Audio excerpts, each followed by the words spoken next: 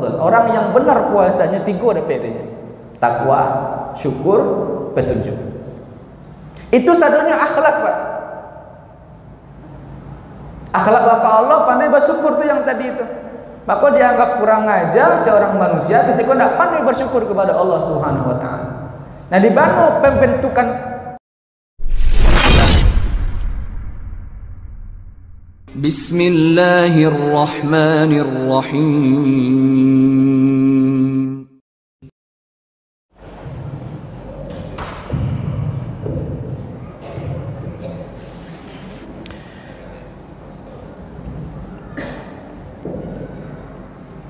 A'udzu billahi minasy syaithanir rajim. Bismillahirrahmanirrahim.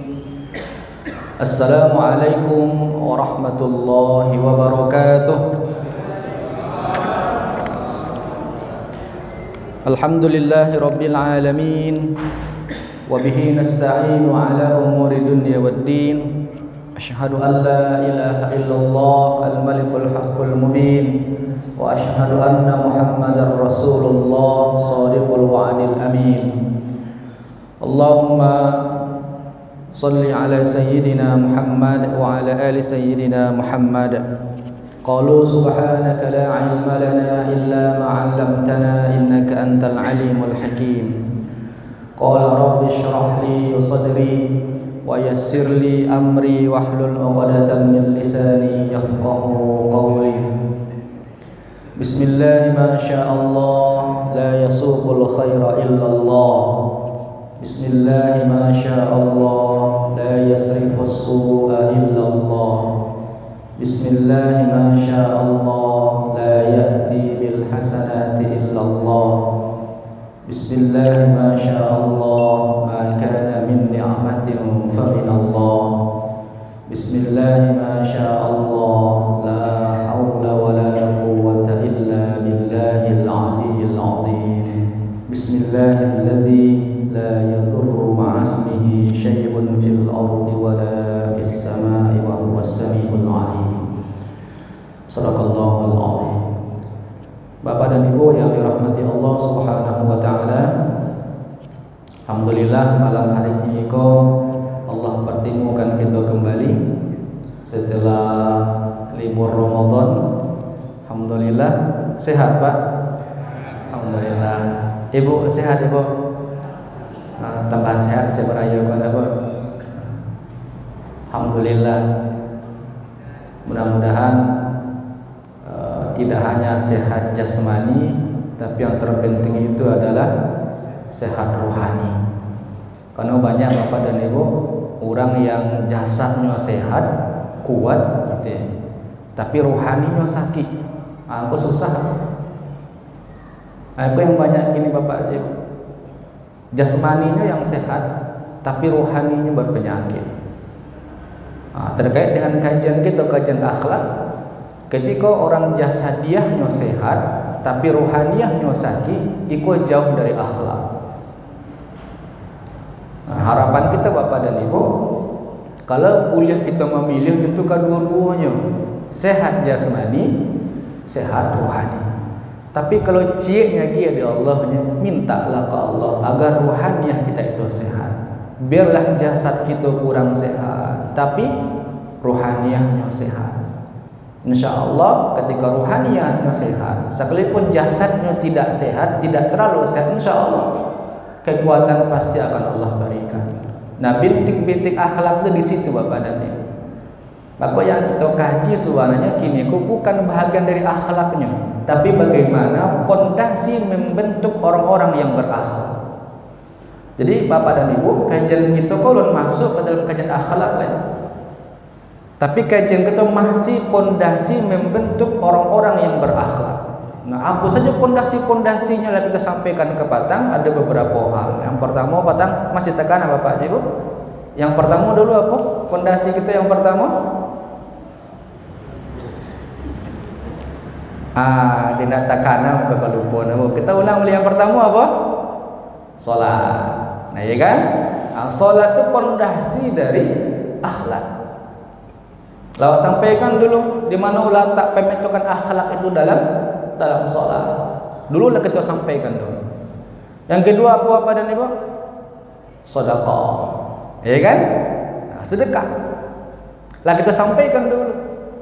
Apa pondasinya dalam sedekah itu? Sifat kikir, sifat bakhil, sifat membantu orang lain. Maka dengan obatnya sifat kikir itu adalah dermawan. Maka bersedekah. Akhlak. Terbentuk akhlak di situ. Nah, insyaallah malam kini kita akan bahas yang ketiga insyaallah. Yang petang baru kita lakukan apa itu? Puasa. Bapak dan Ibu yang dirahmati Allah Subhanahu wa taala, puasa ternyata oleh Imam Al-Ghazali disebutkan bahwa yang akan mampu membentuk orang-orang yang berakhlak itu satu di antara pondasinya, yang ketiga adalah puasa. Bapak dan Ibu yang dirahmati Allah Subhanahu wa taala, maka tidak satu pun orang-orang yang soleh, orang-orang yang dekat dengan Allah, kecuali mereka mendawamkan berpuasa. Cobalah cari Bapak dan Ibu, siapa pun orang yang soleh pastinya mendawamkan puasa.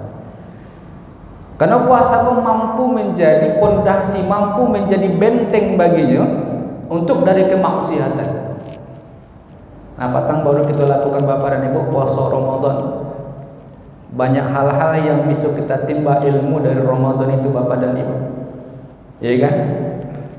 Bagunjiang boleh apa tidak Bapak dan Ibu? Boleh. Tidak batal ke puasa? Iya kan? Batal tidak puasa Ibu kalau Ibu bagunjiang, Ibu mengupe? Kan tidak batal puasa. Baca rik batal tidak puasa? Tidak. Kan tidak batal puasa dia. Mengupat batal tidak puasa? Tidak. Menceritakan yang orang lain? Tidak batal. Tapi apa yang rusak adanya? Pahala puasa. Artinya apa? Menjaga akhlak di situ. Kalau kita sedang berpuasa, tidak boleh melakukan hal-hal yang sepele pun tidak boleh. Kenapa? Agar menjaga puasa kita, menjaga pahala puasa kita. Iya kan? Maka harus sebenarnya setelah Ramadan maka muncul akhlak-akhlak yang mulia di situ. Karena sebulan penuh Allah Subhanahu wa taala melatih kita, menterbiah kita untuk menjadi itu, pembentukan akhlak.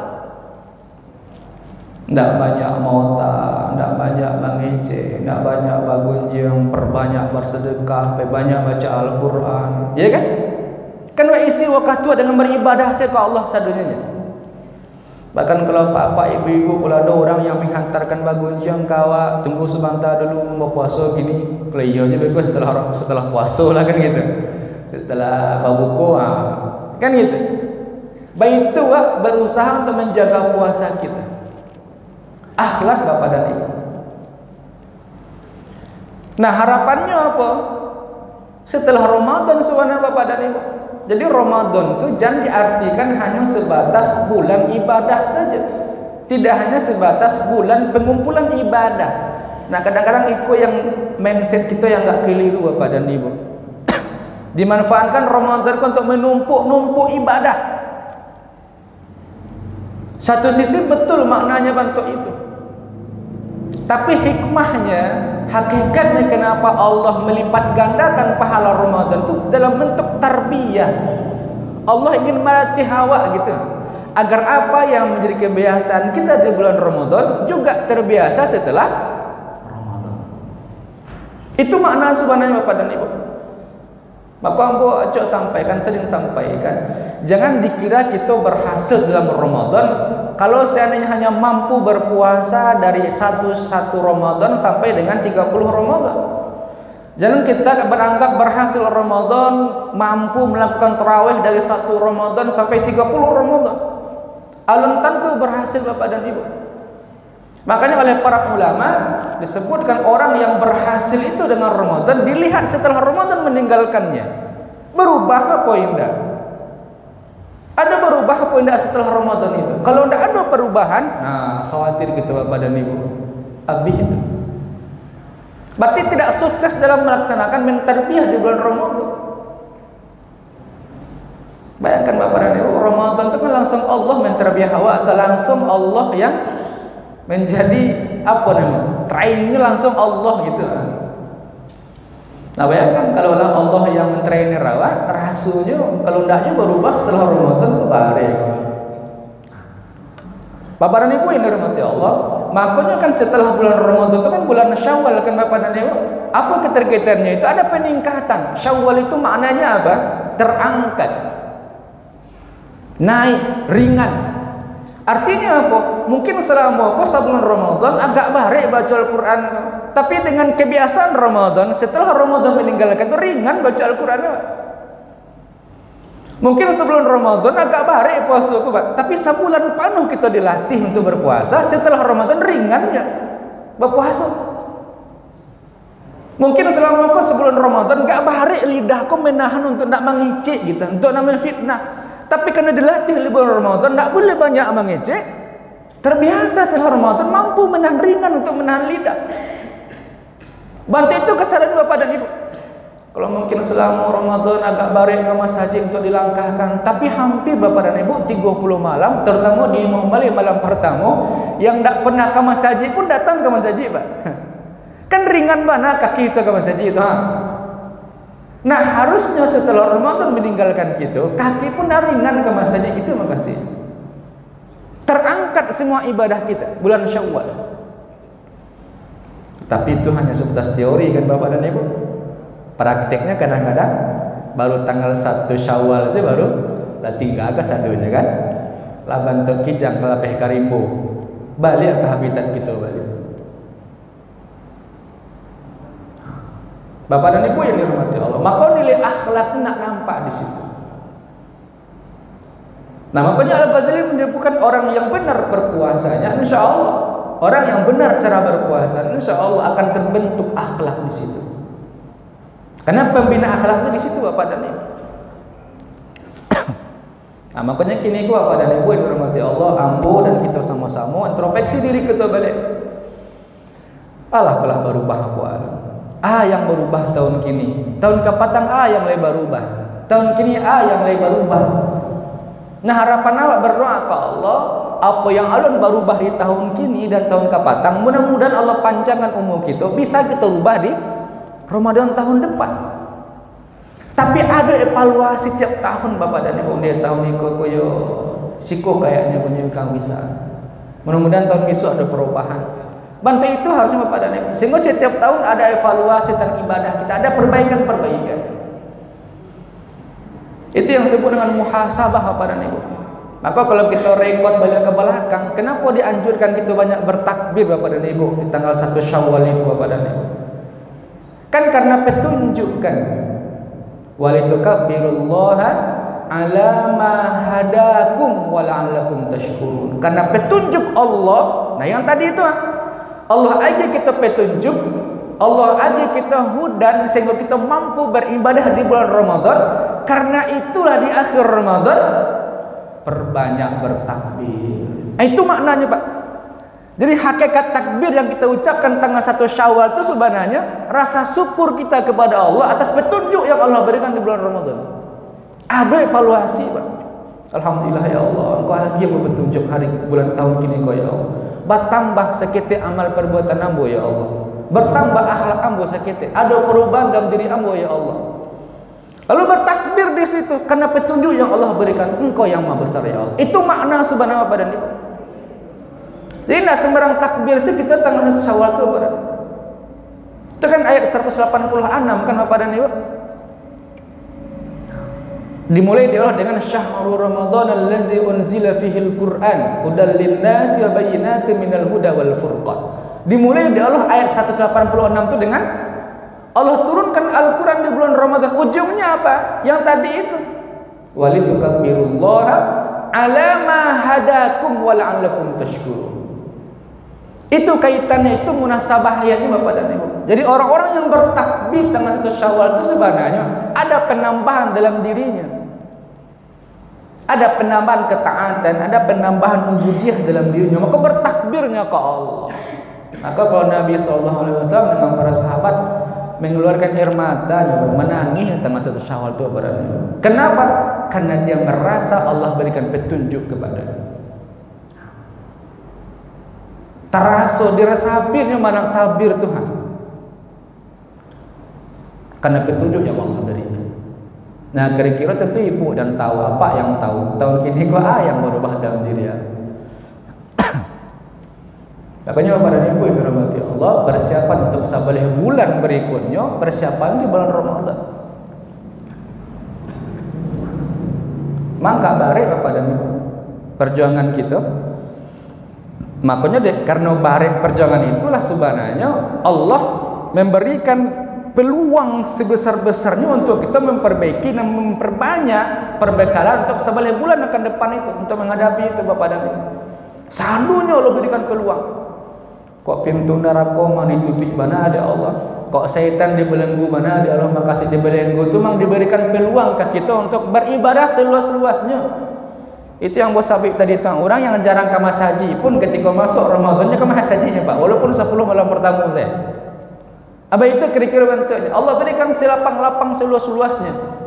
Untuk apa itu? Bekal beberapa bulan berikutnya. Itu introspeksi Bapak dan Ibu, ibadah yang baru patang Bapak Raja, ibadah puasa. Jadi benar dan tidaknya, sempurna dan tidaknya puasa Ramadan kita tidak ditentukan hanya di bulan Ramadan saja, tapi menentukan adalah 11 bulan setelah Ramadan itu. Ada perubahan apa ya? Ada mana-mana enggak ya? Makanya kan Bapak dan Ibu para ulama, diantaranya sahabat Umar bin Abdul Aziz menyebutkan Idul Fitri itu bukanlah orang berbaju baru. Laisal id liman labisal jadid. Tidaklah hari raya yang kita sebutkan tadi itu Bapak dan Ibu. Tidaklah mereka yang berbaju baru, yang serba baru. Peci baru, sarung baru, baju baru, mukena baru, masjid baru, sarung baru, bukan itu. Bukan itu yang id, bukan itu yang Idul Fitri, bukan. Walakinnal id, tapi hari raya itu adalah liman ta'atu tazid. Orang-orang yang tanggal 1 Syawal itu bertambah ketaatannya kepada Allah. Itu yang itu Bapak dan Ibu. Itu yang berhari raya itu di situ Bapak dan Ibu. Bertambah ketaatannya kepada Allah Subhanahu wa taala. Nah, itu kita dan tahu masing-masing. Yang bertambah di diri kita selama 30 hari itu Bapak dan Ibu. Nah, yang pasti Bapak dan Ibu, puasa itu akan membentuk orang-orang yang betul-betul dia berakhlak mulia. Dan akhlak itu satu tanda orang-orang yang bertakwa kepada Allah. Itu yang kita sampaikan patah 183 itu la'allakum tattaqun itu sebenarnya adalah akhlak. La'allakum tashkurun akhlak. La'allahum yarshudun akhlak. Kan 3 itu kan Bapak dan Ibu. Tujuan puasa itu kan itu. 183 la'allakum tattaqun. 186 la'allakum tashkurun, membentuk orang-orang yang bersyukur kepada Allah. 187 la'allahum yarshudun, orang-orang yang diberikan petunjuk oleh Allah Subhanahu wa taala. Itu ada di bulan Ramadan. Orang yang benar puasanya 3 ada PD-nya. Takwa, syukur, petunjuk. Itu sadonya akhlak, Pak. Akhlak Bapak Allah pandai bersyukur tuh yang tadi itu. Maka dianggap kurang aja seorang manusia ketika tidak pandai bersyukur kepada Allah Subhanahu wa taala. Nah, di mana pembentukan bersyukur itu? Bulan Ramadan. Coba bayangkan Bapak dan Ibu, apa doa? Aku tolong ulang Ramadan patang balik aku. Aku rasa Ramadan so rasanya tidak emang kaitan kita di bulan puasa. Harusnya kau patang bahasan kita kan sebelum Ramadan harusnya biar untuk bekalnya. Tapi takdir Allah berbeda dengan apa yang kita inginkan. Nah, mudah-mudahan itu bekal untuk tahun-tahun berikutnya Bapak dan Ibu. Ataupun bisa kita laksanakan ibadah-ibadah puasa yang sunnah. Maka perbanyaklah ibadah sunnah dengan melaksanakan ibadah puasa. Kan tidak menunggu ibadah Ramadan yang wajib saja. Ibadah sunnahnya, boleh gini kok masih bulan Syawal kan Bapak dan Ibu, yang kalau sempurna 6 hari Syawalnya sempurnakan. Kan di situ. Mungkin 10 hari pertama sibuk untuk menyambut tamu, lalu selesai 6 hari Syawal itu selesai kan kini masih tanggal 7 balik Syawal. Masih ada 3 balik hari ke depan untuk bisa melaksanakan ibadah Syawal. Bagi yang belum sempurna. Bagi yang sudah sempurna alhamdulillah. Mantap, ikuti dengan ibadah-ibadah sunnah yang lain. Mungkin Senin dan Kamis. Kalau balik pada rasanya puasa Nabi Daud, sehari puasa, sehari berbuka, kok bareng mana rasanya? Tunggulah dulu. Berikan aja puasa Senin dan Kamis kan itu tingkatan puasa. Ada 3 Bapak dan Ibu. Yang pertama kan puasa Yaumul Bid, hari yang terang. Itu setiap bulan cuma 3 hari. 3 balik, sampai balik, 5 balik. Nah, Nabi membiasakan puasa bantu itu namanya Yaumul Bid. Yaumul Bid itu hari yang terang.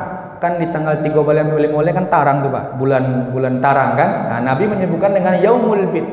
Puasa tiap bulan. Tapi bukan bulan Syamsiah ya, maksudnya bukan bulan Masehinya, tapi bulan Hijriyahnya. Bulan kini lah lewat berarti itu. Lewat kini tanggal 7 balik kan harusnya katang 3 balik sampai balik 5 balik. Setiap bulan Hijriyah. Nah, hitunglah kalender Hijriyah Bapak dan Ibu. 3 hari sebulan. Oh, kalau bisa Ustaz nanya seketek apa puasanya? Puasa Senin dan Kamis. Kalau tadi cuma 3 hari sebulan, kini 2 kali seminggu. Berarti kalau dikali sampai 8 hari sebulan. Latih itu dulu. Senin Kamis, Senin Kamis, Senin Kamis, Senin Kamis, Senin Kamis. 8 hari sebulan. Lah latihan puluh lah bagus puluh puasa Senin Kamis baru tadi masuk. Puasa Nabi Daud. Sehari puasa, sehari hendak, sehari puasa, sehari hendak. Nah, kalau bantu itu berani Ibu itu luar biasa, Pak. Coba cari Bapak dan Ibu orang-orang yang soleh, orang-orang yang hebat itu puasanya luar biasa kan. Karena yang tadi itu puasa itu kan bisa membentengi gitu. Nah, kita kan ikut yang bare. Aku kadang-kadang ya Allah, karena di kampus Bapak dan Ibu lebani puasa di hari Kamis kadang-kadang. Pas di hari itu pula ada acara di kampus, seminar anak-anak di kampus, ada yang seminar proposal, ada yang menang kasar. Agak barik pula rasanya untuk berpuasa. Itu masih yang tadi Bapak dan Ibu, masih was-was dengan manusia kadang-kadang. Tak tinggal aja puasa ko, rencana di hari Senin. Nah, kadang-kadang hari Senin ko pada dulu acara balik. Tak itu sih tadi. Ya Allah, mang gak barik Pak. Tapi kalau mang bertekad kita untuk itu, enggak ada cara. Akan nikmat Bapak dan Ibu, akan nikmat. Bapak dan Ibu yang dirahmati Allah Subhanahu wa taala. Nah, itu puasa. Maka latihlah diri kita yang batu-batu berpuasa. Jadi Bapak dan Ibu yang dirahmati Allah, puasa itu kan tidak hanya sebatas kita menahan lapar dan haus saja Bapak dan Ibu. Itu kan tingkatan dalam pendapat Al-Ghazali, itu kan tingkatan puasa yang paling rendah Bapak dan Ibu. Puasanya orang awam. Kebanyakan manusia sebatas itu puasa. Tidak makan, tidak minum, nah itu kan, itu tingkatan puasa yang paling rendah. Bocok sampaikan Bapak dan Ibu, anak-anak ketek pun, anak-anak MDA pun, anak SD, anak TK pun bisa puasa bantu itu. Apalagi betul dia hadiah kan Bapak dan Ibu. Nah, itu capek pada itu. Suka sampai puasa sampai sore di balian tas bisa, balian baju. Nah, itu capek pada di mereka. Tapi kita nak di situ puasa, minimal pada tingkatan yang kedua Bapak dan Ibu. Itu seminimalnya itu. Apa itu? Mampu menahan seluruh anggota tubuh kita dari sesuatu yang tidak dibenarkan oleh agama. Matu berpuasa, itu Bapak dan Ibu. Kau yang kita sebut akhlak tadi itu Kau yang kita sebut etika tadi itu Bapak dan Ibu. Kalau bagi kami laki-laki, kita laki-laki gitu ya, matu ke kebulala saya mencari, tidak tahu kau bini awak atau bini orang. Kan itu, kau nak gadi awak, nak gadi orang gitu. Mata kau mencari aja karena kondisinya mata itu, Pak. Kalau nak mata itu di rumah, saya berkurang saya di rumah kan. Asal keluar gini, kau bantu itu, Pak. Ada dosa yang nampak gitu. Kalau nak awak mencari, orang mencalian ke awak. Aurat itu bantu itu gini kok. Ada kan berpuasa menundukkan pandangan Bapak dan Ibu. Minimal bantu itu. Awak sedang puasa gini kok, tundukkan pandangan. Kalau nak puasa, ayam ditahan Pak. Lapis sih pandangan gue nyo. Tak ada, lapis saja gitu. Tapi kalau berpuasa, ada puasa. Ambo sedang puasa gini kok. Tahanlah, tak mencari. Itu mana coba? Talingo. Ada menangah hal-hal yang tidak elok gitu kira-kira. Karena awak berpuasa, ditahan talingonya, tidak boleh menangahkan hal yang mantap itu. Akan rancak banget tuh Bapak dan Ibu. Kaki, tangan, utak, tidak boleh berpikir hal-hal yang tidak dibenarkan oleh agama. Tidak boleh. Kalau ada rasanya untuk berpikir-pikir yang berburuk sangka ke orang lain, stop. Sedang puasa kok. Kita sedang berpuasa. Tahan bersuuzon ke orang lain. Karena yang tadi para ibu, puasa mah ndak batah doh. Suuzon ibu ke orang lain, ndak batah lagi puasa doh Pak. Tapi apa yang batah adanya?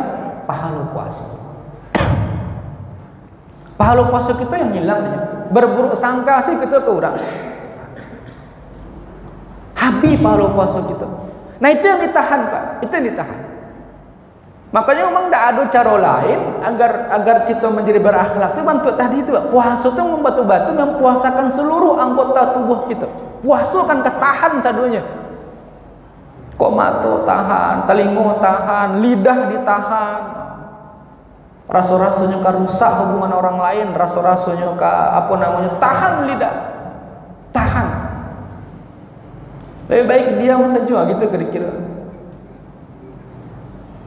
Akhlak. Nah kadang-kadang awak kan untuk mengecek, kau tidak tahu tampek kadang-kadang kan Pak. Letak biasa mengecek, kau tidak celiak tampek kadang-kadang. Dia masih mau tas, saya tadi. Nah akhlak tadi tu. Karena payah meremnya Pak, karena kebiasaan tu merantiannya payah gitu. Kalau tak biasa tu tidak ada merem tu payah. Lalos remnya Pak, karena kebiasaan tadi itu.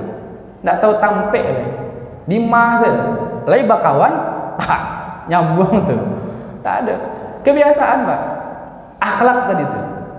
Tapi kalau puasa kita tidak ada terbiasa dengan itu. Oh, tidak bisa ada, ambo puasa, tidak bisa, tahan, tidak rancak mana tuh Pak, luar biasa Pak. Makanya kalau pengen kita memang dijaga oleh Allah, jaga akhlak kita, maka perbanyak puasa. Yakin kamu, yakin. Tapi puasa untuk yang tadi kok tidak hanya sebatas puasa. Kadang-kadang bagi ibu-ibu, aku kadang-kadang ada jemaah bertanya, rajin puasa kok dengan diet, Laco mana udah aku mengincian, kalau balik mana badan kau kerja suaminya kan? Maka rajin puasa Senin Kamis. Untuk apa tuh mengurangi barik badan? Kalau itu niatnya Allah hadirkan itu saya tanya Pak. Atau ada niatnya kadang-kadang untuk bisa sehat. Nah kan ada istilah dalam agama kita kan sumu tasihu. Perbanyak puasa kalian akan sehat, kan gitu. Kalau banyak sehat, banyak puasa sehat. Tapi kalau banyak makan penyakit, nah, kan gitu. Ini sumber penyakit kok makan rupanya Pak. Ambo lah tanya ke kawan ambo di dokter M Jamil, kan sumber penyakit saya ada di paru Pak. Rupanya di paru gitu. Coba tanya nanti. Entah ambo yang salah tanya batang, tanya yang salah jawab. Ambo tanya sumber penyakit kok di mana? Di paru gitu. Coba lihat pada ibu, paru awak kalau tidak nyaman itu biasanya sadu badan itu kan sakit itu Pak. Mulai influenza dulu, batuk dulu, sakit kepala lah, bela-bela lain. Mulai dari paru Pak. Tapi kalau paru itu stabil, paru itu elok, aman tubuhku sebenarnya Pak. Nah maknanya apa di situ? Paru itu isi cuma makanan kan. Pertama tentu sakitnya makan. Yang kedua tentu dari kehalalannya. Nah, kalau lah itu saya makan makan saya taruh, nah berpersoalan Pak. Coba lihat pada ibu, kalau orang maaf ya, terlalu banyak makan itu kan banyak penyakit. Tapi kalau kurang makan penyakit cik saja Pak. Orang yang kurang makan penyakitnya apa ibu? Apa? Cik itu saja Pak. Busung lapar namanya kan. Nak ada ke orang yang kurang makan itu penyakit jantung nak ada. Darah tinggi nak ada. Penyakit alai tidak ada deh Pak. Tekanan darah tinggi tidak ada ke orang kurang makan. Penyakitnya cik saja Pak. Yang tadi itu busung lapar. Tapi kalau orang banyak makan beribu-ribu penyakit Pak. Tergantung pula ayam kita makan. Kalau orang dulu, Pak kau lebih pengalaman. Kalau dulu makan orang kocok ubi ambil surang, gitu kan. Makan ayam paling-paling kau sekali seminggu. Itu pun ayam malah kena puluh burung kan. Nah, lah damam ayam kau lah puluh-puluhnya tuh dibantai ayam kau le. Kalau kini tiba penyakit ayam itu penyakit corona tuh mah. Anak orang dulu biasa saja Pak. Kamu datukmu tak kayak itu dulu. Orang dulu itu kan di rumahnya punya ternak ayam ya kan. Ayam kok sebelum sakit ayam kan ada kami terbantai ayam kok. Maka perbanyaklah berpuasa. Nah, kalau kini Ramadan lah lewat, nah mungkin perbanyak puasa sunnah. Tapi puasanya untuk yang tadi Bapak dan Ibu. Puasanya memang mempuasakan seluruh tubuh kita. Mempuasakan seluruh anggota tubuh kita. Tahan. Maka semakin sering kita menahan itu, insya Allah akan terbiasa. Maka muncul akhlak di situ Bapak dan Ibu. Nah, tapi kalau tidak ya gak bareng. Bapak dan Ibu yang dirahmati Allah Subhanahu Wa Taala, sampai jam berapa? 32 dah, 30. Ada ibu yang bertanya, ada apa yang bertanya? Ada 2 minit lagi, 3 minit lagi menjelang terakhir. Kombo saya yang mota sih kah? Ada enggak Bapak dan Ibu yang bertanya? Oh jangan sampai Ambon ni bertanya tadi ustaznya waktu enggak ada doa. Jangan sampai itu pula. Kalau ada yang bertanya silakan Bapak dan Ibu. Silakan Pak. Pakai mic, boleh ya? Mic yang mana Pak? Yang Iko atau yang Iko? Ya deh. 2 minit lah Pak. Oh 2 minit Pak. Ya jangan panjang tanya Pak itu Dia jawabnya panjang mereka, tanyanya pendek saja gitu. Bismillahirrahmanirrahim. Assalamualaikum warahmatullahi wabarakatuh. Waalaikumsalam. Terima kasih kepada Pak Ustaz yang memberikan saya waktu. Ustaz, ini konsepnya silaturahmi Ustaz. Saya punya saudara itu 5. Tetapi karena ada persoalan di keluarga gitu, sampai beberapa tahun yang lalu sudah berdamai, sampai sekarang nggak ada komunikasi Ustaz. Saya sudah menjembatani untuk bersilaturahmi baik bulan baik puasa dan kemarin Idul Fitri beberapa tahun yang lalu menemui jalan buntu. Nah bagaimana terus menerus begitu Pak Ustaz? Nah secara konsep kan adik yang mendahului kita, setelah itu baru bertani. Nah bagaimana kalau terus menerus sepanjang hayat tidak terjadi komunikasi atau terputusnya silaturahmi di antara kami bersaudara berlima?